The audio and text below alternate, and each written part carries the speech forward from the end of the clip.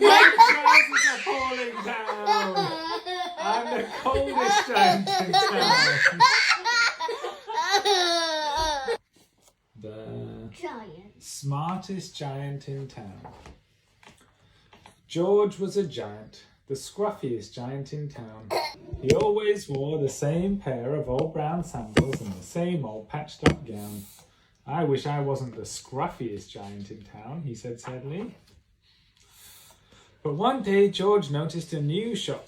It was full of smart clothes. So he bought a smart shirt, a smart pair of trousers, a smart belt, a smart stripy tie, some smart socks with diamonds up the sides, and a pair of smart shiny shoes. Now I'm the smartest giant in town, he said proudly. George left his old clothes behind in the shop. He was about to go home when he heard a sound. On the pavement stood a giraffe who was sniffing sadly. "What's the matter?" asked George. "It's my neck," said the giraffe. "It's so very long and so very cold. I wish I had a long warm scarf." "Cheer up," said George, and he took off his stripy tie. "It didn't match my socks anyway," he said, as he wound it round and round the giraffe's neck. It made a wonderful scarf.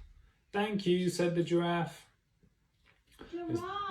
As George strode towards home, he sang to himself, "My tie's a scarf for a cold giraffe, but look me up and down, I'm the smartest giant in town."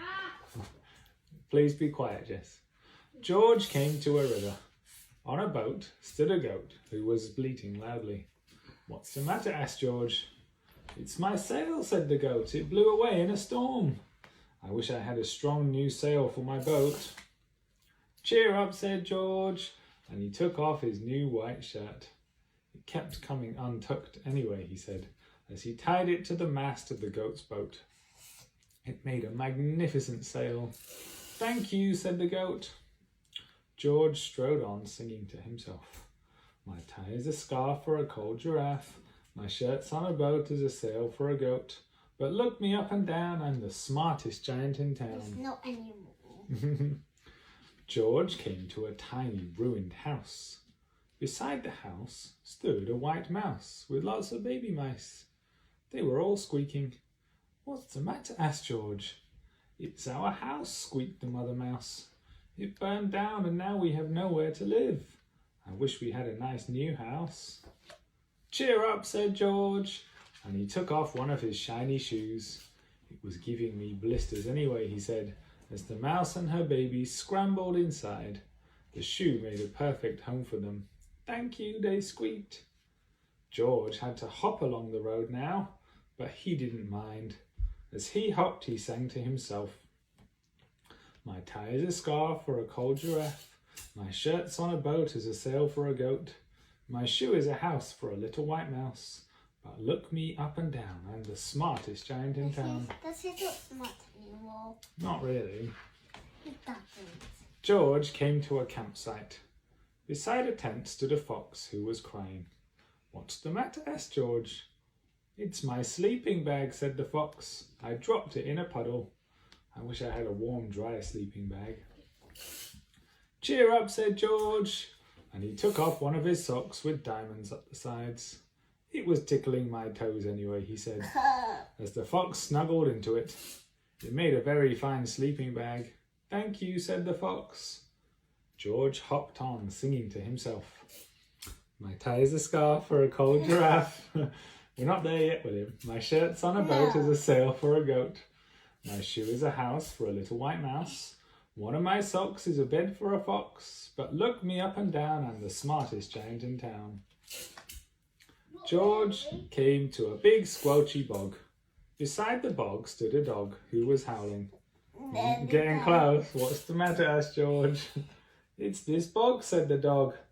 "I need to get across, but I keep getting stuck in the mud. I wish there was a safe, dry path." "Cheer up," said George, and he took off his smart new belt. It was squashing my tummy anyway," he said, as he laid it down over the bog. "It made an excellent path." We're not there yet. "Thank you," said the dog. The wind started to blow, but George didn't mind. He hopped on, singing to himself. I know. My tie is a scarf for a cold giraffe. My shirt's on a boat is a sail for a goat. My shoe is a house for a little white mouse. One of my socks is a bed for a fox.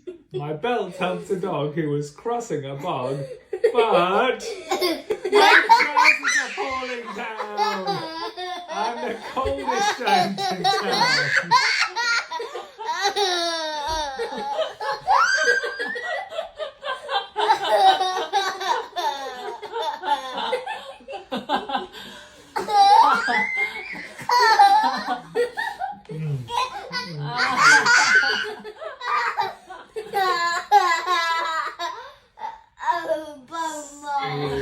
Suddenly George felt sad and shivery and not at all smart.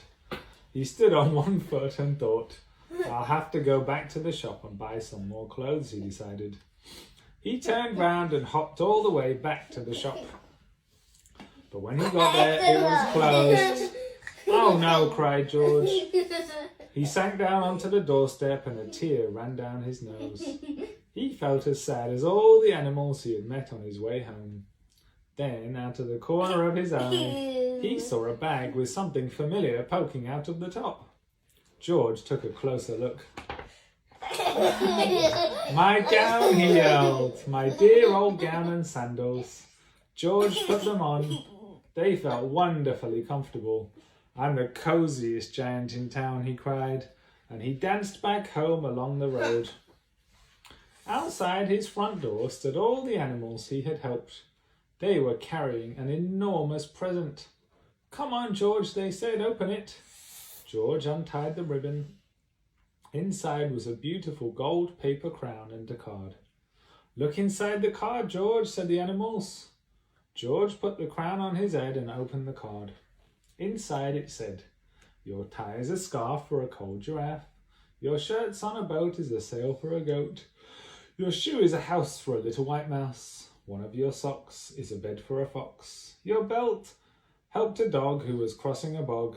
So here is a very fine crown to go with the sandals and gown of the kindest giant in town. Who's the kindest? George. Why is he kind? Because he gave away all his clothes to help everyone else.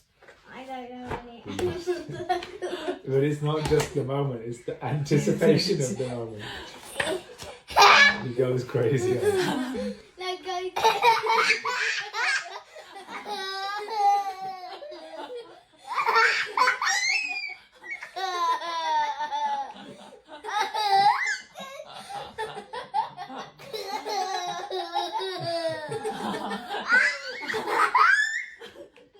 You think underwear's funny?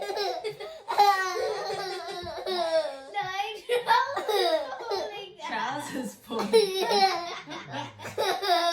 他裤子掉下来了，裤子掉下来这么好笑的？